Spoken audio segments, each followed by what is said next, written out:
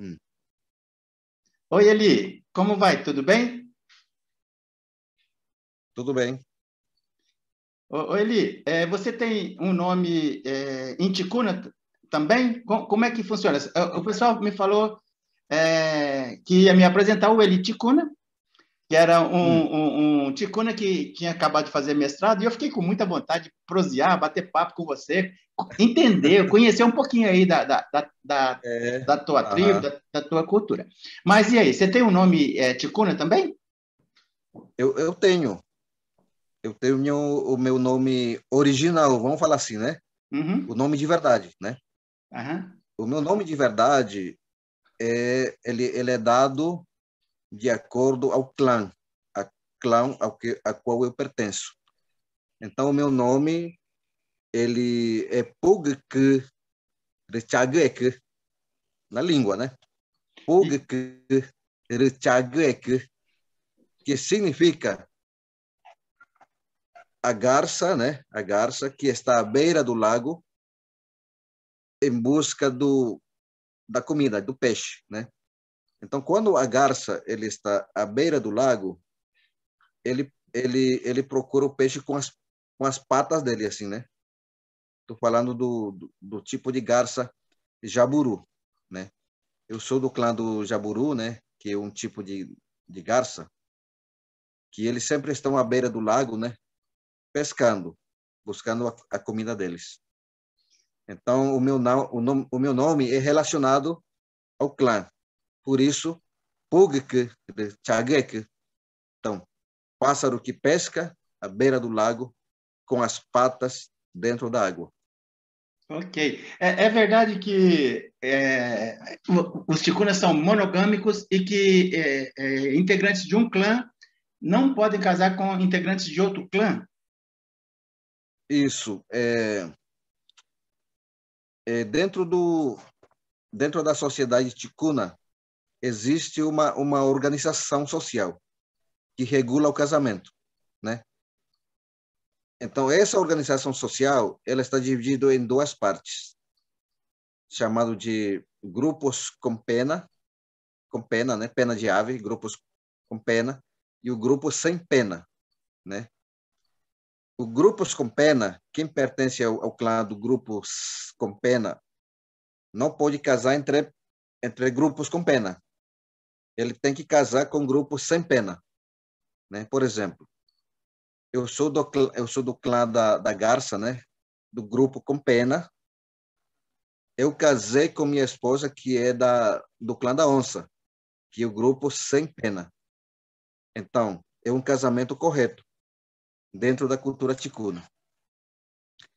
Se alguém for casar entre, por exemplo, família com pena, né? Por exemplo, é clã da garça casou com o clã do mutum. Mutum é um pássaro, né? Então é da mesma família. Então esse casamento é um casamento que vamos falar assim, é o maior erro que se pode cometer Seria ao se casamento, casar. seria casamento consanguíneo. Poderia ter Isso, com problema família. mesmo. Família. É, casamento Tem, entre família. entendi. Ticuna, Então, ele, desculpa te interromper.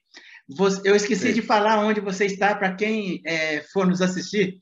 Aonde você está? Que distância de Manaus? Como é que faz para chegar aí? Olha, eu neste momento, eu estou na minha aldeia, na minha casa, né? Na minha casa, na minha aldeia, chamado Filadélfia, que fica no município de Benjamin Constant, a distância de 1.000 quilômetros de Manaus, sentido subindo, de Manaus subindo o rio Solimões, sentido, né, acima. Então, a 1.000 quilômetros de Manaus até aqui, onde atualmente eu estou. Ok. Então, é muito longe, né? Uhum. E fica de barco de Manaus para a tua aldeia são quantos dias? Olha, de barco subindo de Manaus até aqui onde eu moro, são 7 dias, viajando dia e noite, de O- Manaus, partindo de Manaus até aqui. Ok. Se for de avião, se for de avião, é 1 hora e 40 minutos de Manaus a Tabatinga, né? Entendi. E no sentido contrário, no fluxo do Rio Solimões, daí para Ah, Manaus. descendo o Rio, daqui para Manaus, são 4 dias, dia e Entendi. noite. É. Dia e noite. Legal. E que distância fica a tua aldeia de Benjamin Constant? A minha aldeia de Benjamin Constant para cá é uma distância de 7 quilômetros. É pertinho. Pertinho. Fica bem aí, logo aí. Sim, e você vai pelo rio? Tem 3 formas de ir. Pode ir pelo rio, ou pode ir de moto, que hoje tem a estrada, né? Uhum. Estrada, ou de moto, ou a pé, caminhando. Ok. Ou pelo rio também. É. E de Benjamin Constant para fronteira com a Colômbia, você sabe qual é a distância? É muito longe? Tá. Benjamin Constant faz fronteira com o Peru. Com Então, Peru. você chegou a Benjamin Constant, o Peru já está aí, a um passo, né? Agora, fronteira com Colômbia é Tabatinga. Tabatinga fica a 30 quilômetros daqui. Então, você vai para Tabatinga, a fronteira está bem aí também. Já Ok, logo aí. legal. E me fala uma coisa, como eu chamo você? Eli Ticuna? Como é que você prefere ser chamado? Tá, pode se chamar de Eliticuna mesmo. Eli Ticuna, tá. Eliticuna. Pode me chamar de Deodato. Deodato. Deodato. Tá. Tem uma etimologia também, tem um significado o meu sobrenome. Ah, o que significa esse nome? É dado por Deus ou dado a Deus dado. Deodato. Muito bom. Legal. Bom Eli mesmo. Ticuna, eu tenho um monte de curiosidades. Eu posso abusar da tua paciência e fazer um monte de perguntas para você? Pode. Pode abusar. Não tem problema, Ok, não. tá bom, tá bom. Eli, você fez pedagogia, foi isso? Eu fiz uma licenciatura em pedagogia no ano 2014, né? E me formei, terminei o curso em 2017. Agora recente, né? Você fez em Benjamin Constant? Eu fiz pela Universidade Federal do Amazonas, que tem um campus aqui na cidade de Benjamin Constant. E depois Aí você que eu fez, fiz. e depois você fez mestrado em São Paulo? Aí no ano 2019, né? Não, 2018. Tentei o mestrado pela UFAM, mas não consegui. Fiz as provas, tudo direitinho, mas não passei. Aí eu fui para a Aventura, né? E aí fui pela Mackenzie, né? Fiz uma prova e passei, e graças a Deus fui bolsista lá, né? Também.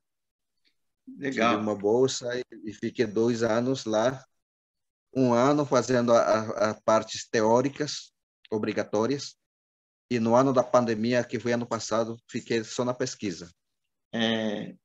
Aí você foi e concluiu o mestrado em 2020, então, no final da pandemia. No ano passado, final da pandemia, em janeiro desse ano, eu fiz defesa da minha dissertação e foi tudo ok, né?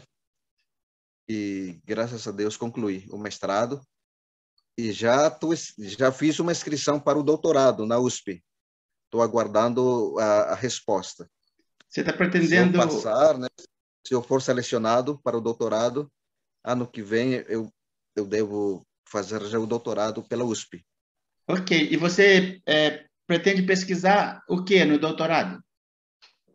Pretendo dar continuidade à linha da pesquisa que já estou fazendo, né? Uhum. A questão Legal. da cultura, da nossa cultura indígena, dentro da educação. Entendi. É. Eli Ticuna, eu vou fazer um parênteses aqui na nossa conversa. Eu quero conversar bastante sobre alguns detalhes da cultura ticuna, mas antes eu queria saber como foi essa questão da pandemia. Vocês estiveram mortos pelo coronavírus aí na tribo? Aqui na minha aldeia, quase todo mundo foi contaminado pela Covid. Logo, isso foi na segunda onda, né? E houve 5 óbitos aqui onde eu moro, né?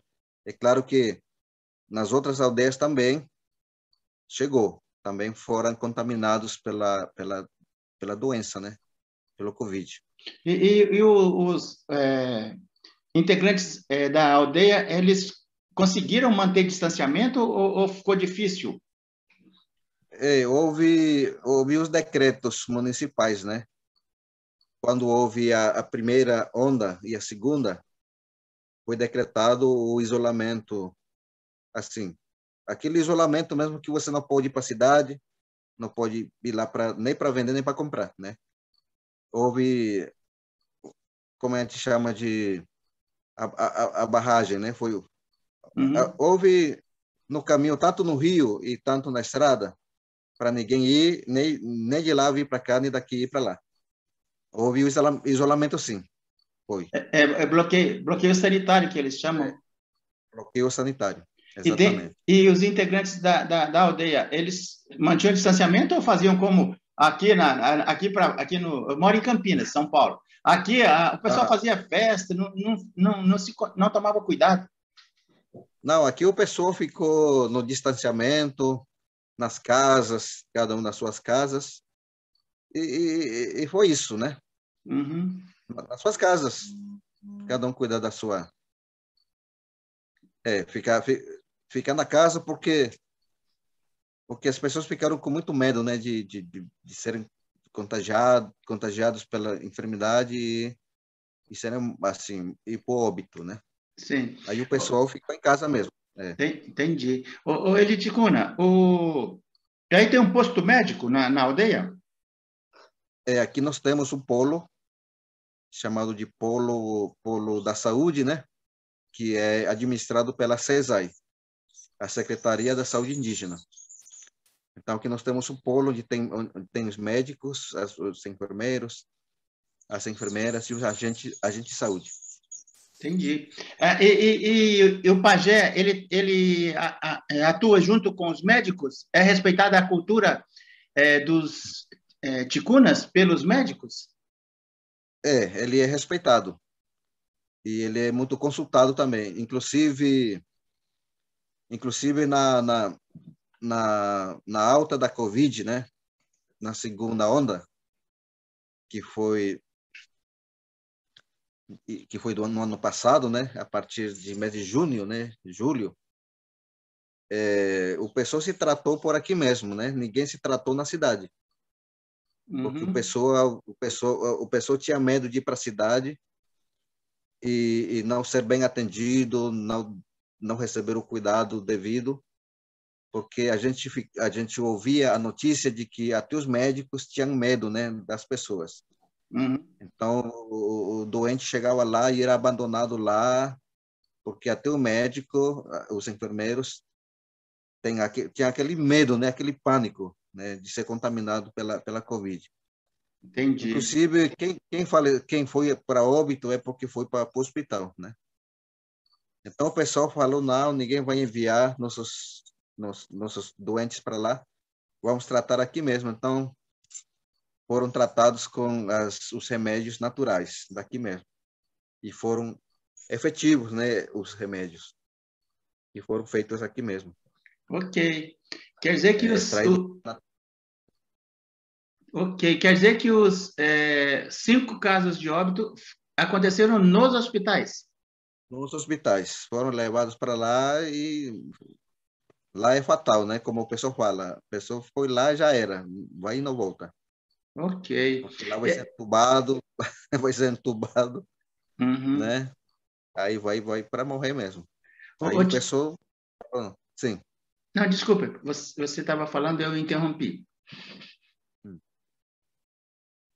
Sim, o pessoal pediu para ninguém mais levar os doentes para lá, para o hospital, né? E não teve nenhum óbito aí dos que ficaram se tratando aí? Não. Teve não.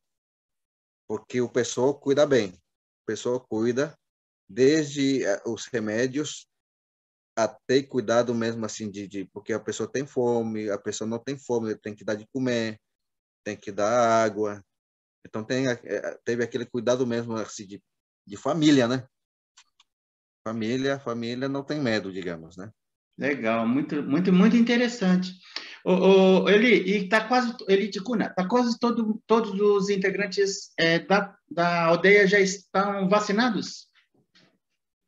Já, basicamente todos, só faltando os adolescentes e os pequenos, né? Ok. Começou E a pelos, parte, começou pelos mais velhos? começou pelos mais velhos e depois os adultos, né? E os jovens também. Você tem quantos anos? Eu tenho 51 anos. Uma boa ideia. É. Ô, ô, Eli Ticuna, Eu, você já foi vacinado? eu já peguei as 2 vacinas. Ok. Eu tomei só a primeira dose. Eu vou tomar a segunda Ah, dose sim. agora em julho. Tá. Eu já peguei as 2. Legal. As 2 doses. Eli Ticuna, qual é a população da sua aldeia? A aldeia aqui onde eu moro agora, né? Nessa aldeia, são mais ou menos 1.300 pessoas. Quantos clãs? 1.300. Tem quantos clãs É, aí? aqui tem mais ou menos 10 clãs. 10. E como é eleito o cacique? Olha, o cacique atualmente ele é eleito através de uma reunião, né? Todo mundo vai para a reunião e é eleito o cacique, né? Que a comunidade pretende eleger. É eleito através de votação atualmente, né? Se coloca 2, 3 candidatos que queiram, né? Concorrer.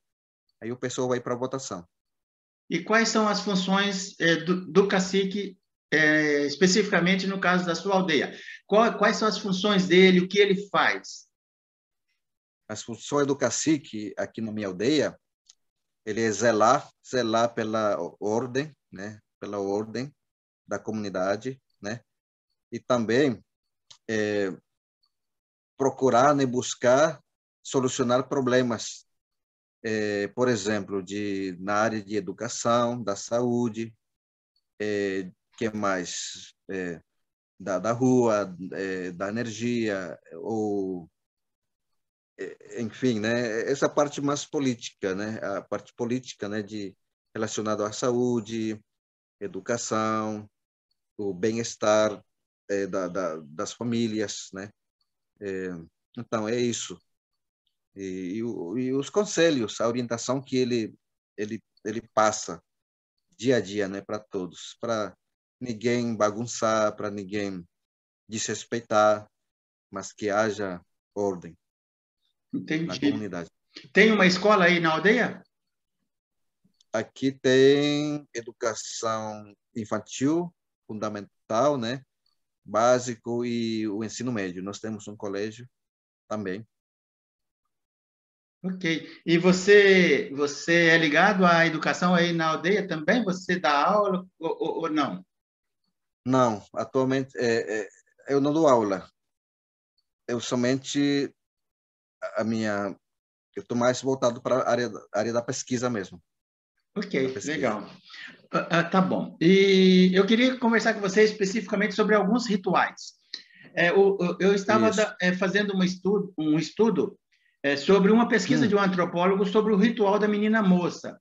Isso. Eu tinha uma visão completamente errada sobre o ritual. Tem, ele é milenar. Ele foi passando de geração a geração. Isso. Ele é um ritual, que ele nasce, né? Ele se origina a partir do momento que o Deus bom, ele cria o seu povo, que é o povo ticuna. Então, o Deus bom, ele estabelece regras, ele estabelece rituais, ele estabelece toda a parte, tanto religiosa, tanto a parte política, enfim. Então, ele organiza o povo que ele criou, né? Que é o povo ticuna. Entendi. E a menina... Desculpa, pode concluir. Então, ele estabelece essas regras sociais e essas regras sociais são seguidas, são obedecidas, né? Entendi. E quanto tempo a menina moça, quando ela menstrua pela primeira vez, ela fica isolada, é isso? Isso, os pais da menina, eles devem ficar atentos, né, para o momento da primeira menstruação, né? E quando chega o momento da primeira menstruação, então ela passa para um lugar específico, né? Onde ela vai ficar durante um ano, assim, isolada, né? Isolada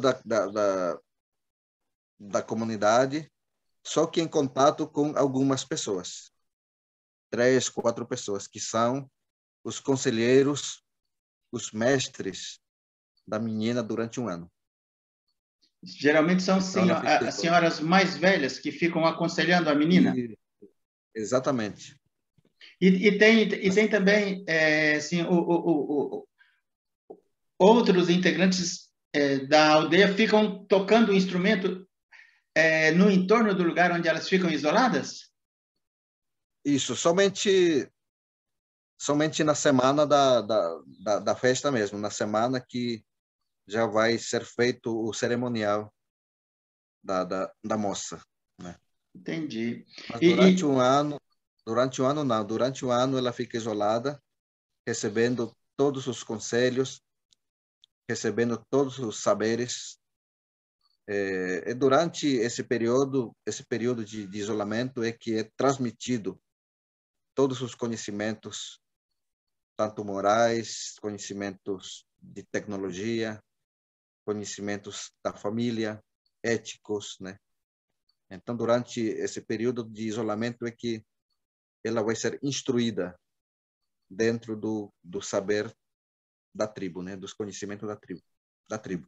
interessante, muito interessante. Ela tem que... Sim, O pode... Eliticuna, e acontece uma vez por ano o ritual da menina moça? Só uma vez por ano.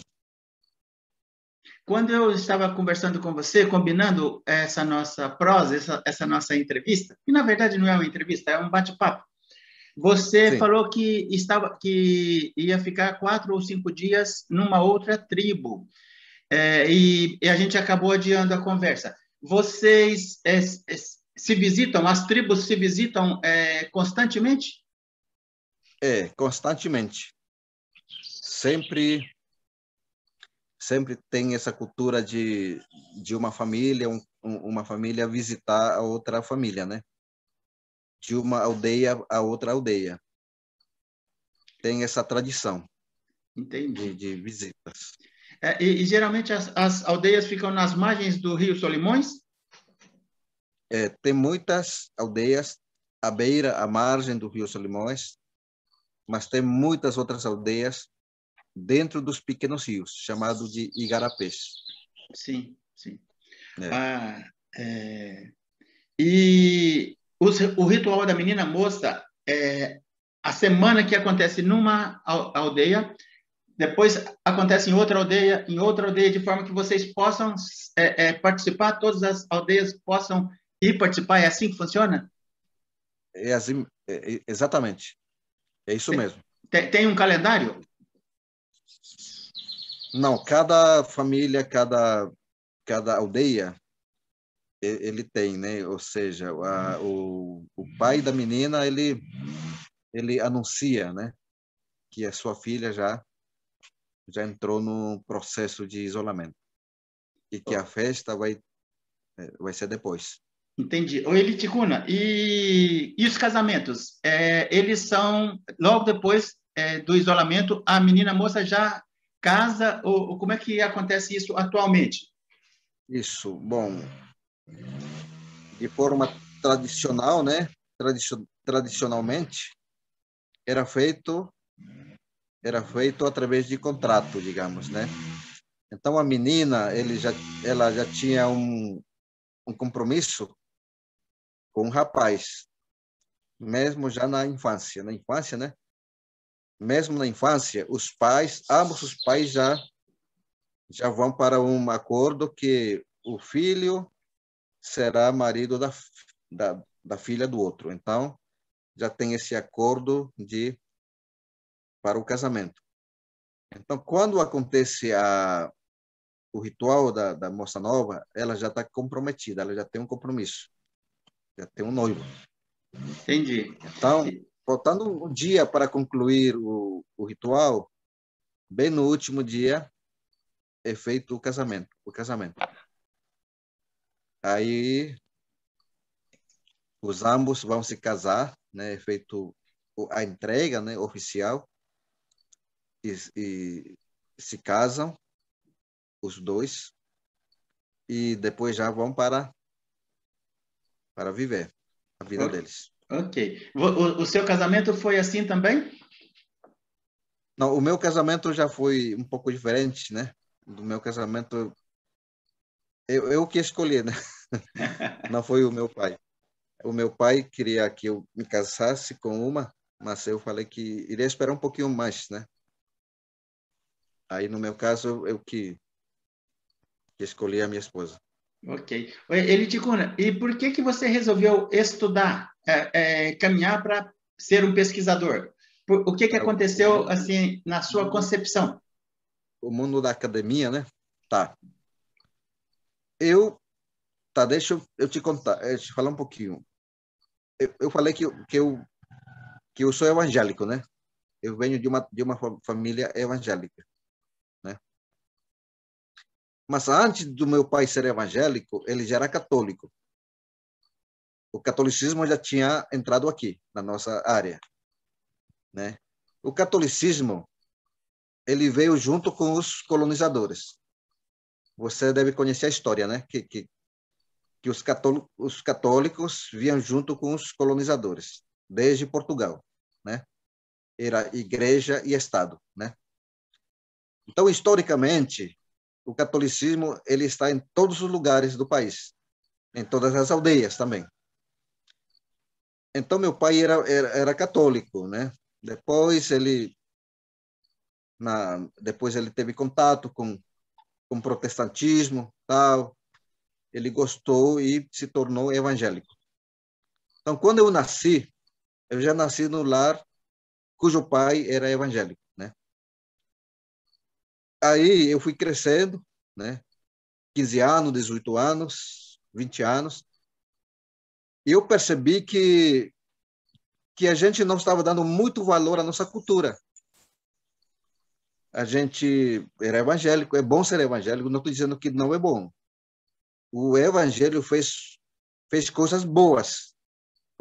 Por exemplo, meu pai era cachaceiro, alcoólatra, vivia numa pobreza danada, porque ele homem muito trabalhador, plantador de banana, de milho, dedicado, só que com essa deficiência na vida dele, né?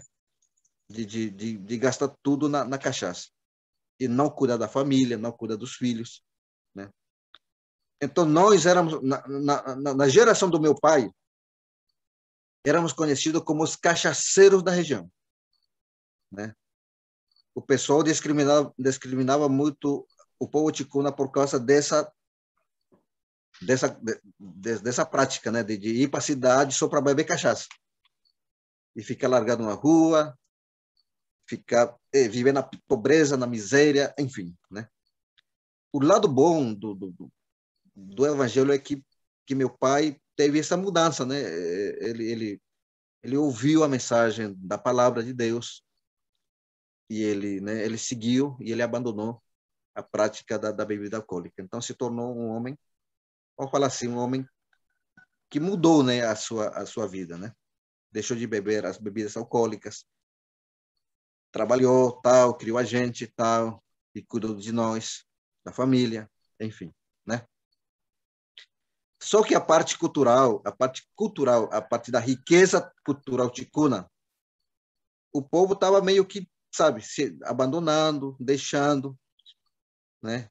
E isso me trouxe uma preocupação. Eu disse, mas, poxa, eu não posso ser evangélico e valorizar minha cultura? Foi uma das perguntas que me veio à minha mente, né? E quando eu fui fazer teologia, eu fui para o Rio de Janeiro estudar lá, e morando no Rio de Janeiro, eu olhei para trás, eu fiz um olhar, eu morando na cidade, no Rio de Janeiro, eu dei uma olhada para o meu povo, para a minha cultura ticuna. E eu disse, olha, o que a gente tá perdendo muito. A gente, porque deixa eu te falar que a influência ocidental na vida do índio é muito forte, né? A gente não queria ser índio, a gente não quer ser índio, né? A gente quer ser branco, porque a gente é muito, como eu te falei, o pessoal, os brancos que moram aqui na proximidade, eles marginalizam muito o índio. Primeiro, por causa de ser cachaceiro, né? Segundo, pelo fato de ser índio. Ah, índio é isso, índio é sujo, índio é preguiçoso, índio é tal, índio... Enfim. Então, isso me fez acreditar de que melhor é ser branco e deixar de ser índio. Porque a gente era muito marginalizado por causa disso. Então, teve um momento dado da minha vida que eu ia perdendo a minha identidade e querendo ser branco, querendo ser um não indígena, porque a gente era muito marginalizado, então a gente falava assim, então é melhor deixar de ser índio ticuna e para ser, vamos falar assim, um branco, para não ser marginalizado, né? Só que quando eu fui estudando, estive no Rio de Janeiro, e no Rio de Janeiro eu fui ler muitos livros, livros de Darcy Ribeiro, livros de antropólogos, de indigenistas. Eu vou te falar, eu mais ou menos li mais ou menos 10 livros que falam sobre povos indígenas no Brasil, desde a colonização, enfim. E conhecendo a história do meu povo indígena, isso me trouxe uma certa força de me levantar, de parar de pensar de que ser índio não é coisa boa. Eu falei, não, eu sou índio, eu preciso abandonar a ideia de que melhor é ser branco, né? E que ser indígena, eu como indígena, eu tenho uma grande riqueza, eu tenho uma cultura rica, com muitos valores. Eu moro no Amazonas, moro num lugar onde há muita abundância cultural, alimentar. E eu querendo rejeitar isso, eu fiquei me perguntando, né? Eu falei, não, eu não posso fazer isso. Então, à medida que eu lia os livros sobre a história dos povos indígenas brasileiros, parece que isso me dava uma força para ser um índio guerreiro, né? Porque índio é guerreiro, então a gente não tem que deixar de ser guerreiro, né? Acontece que, como disse o Paulo Freire, né? Tudo que o branco fala a gente acredita e a gente internaliza e a gente se torna vítima de uma ideia de fora. Então, isso estava acontecendo comigo, né? Porque tudo que o branco falava, eu pensava que era verdade. O branco falava assim, índio preguiçoso, então índio preguiçoso. O branco falava assim, o índio é burro, então eu sou burro. Então, a gente vai aceitando as palavras que são ditas pelo não indígena, por aqueles que não gostam de índios, né? Aqui da nossa região. Então, eu fui recebendo uma força em mim, falando, não, eu sou ticuna, eu sou ticuna e eu sou ticuna até morrer. Então, a partir daí, nasce em mim a ideia de de buscar mais uma ferramenta, né? Porque o movimento indígena, a gente teve muitas conquistas através do movimento indígena, da política indígena, né? Demarcação de terras, respeito à cultura indígena. Hoje a nossa cultura é respeitada. Hoje a nossa cultura é legal. A legislação de 88 ele ampara, né, a nossa identidade, a preservação da nossa cultura, a valorização da nossa cultura, né? Então houve muitas conquistas através do movimento indígena tradicional. Só que chegou um momento dado que o movimento indígena parou. E eu fiquei pensando que o motivo pela qual o movimento indígena deu uma parada é por falta de algumas ferramentas, né? Aí que entra o que eu posso chamar a ferramenta da caneta, a ferramenta da academia, né? Porque nós, indígenas, precisamos conhecer o mundo que nos influencia. Precisamos conhecer a política, precisamos conhecer as leis para poder dialogar com o governo da maneira correta, diplomática, sem brigar, né? Então eu disse, eu preciso estudar. Eu preciso ir para a universidade para conhecer as ferramentas do mundo não indígena. Então, foi por isso que eu me desafiei em mim mesmo para não parar, né? Continuar o estudo, né? Então, foi por isso, porque eu preciso, como indígena, além de ter as ferramentas tradicionais, eu preciso ter a ferramenta do mundo não indígena. Eu preciso conhecer a cultura do branco, eu preciso conhecer a legislação, eu preciso conhecer como funciona o mundo da burocracia do Congresso Nacional, das universidades, das escolas, das prefeituras, para saber como, né, reivindicar nossos direitos, para a gente buscar sempre, a cada vez mais, a melhoria, né, da nossa sociedade, né? Então, foi por isso que eu trilhei e estou trilhando ainda o mundo, né, da academia, do estudo, né? E já terminei o mestrado, indo para o doutorado, Deus quiser, né? Eu pretendo ser docente na universidade, né?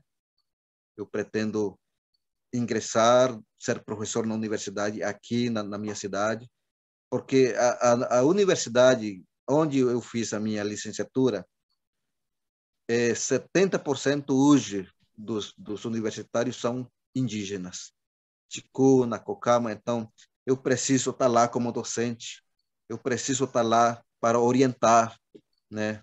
Eu preciso estar lá na universidade como alguém que está lá, né? Não como alguém que está fora, né? Então, eu preciso fazer parte daquela turma que toma conta da universidade para ajudar o meu povo. Então, é isso que eu estou pensando, né? Ok. Tanto na parte política, educacional, enfim, né?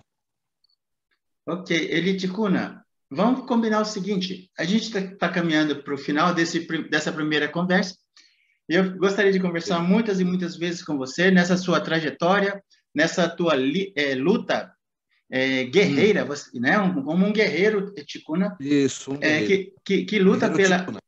que luta pela cultura ticuna. E eu gostaria de gravar com você, depois a gente pode marcar, talvez na próxima semana, para conversar especificamente sobre a sua dissertação do mestrado, ok?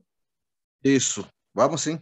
Então tá Combinado. bom. Então tá bom, olha, muito obrigado. Um abração, a gente volta a conversar, tá bom? Tá bom, obrigado. Tchau, tchau.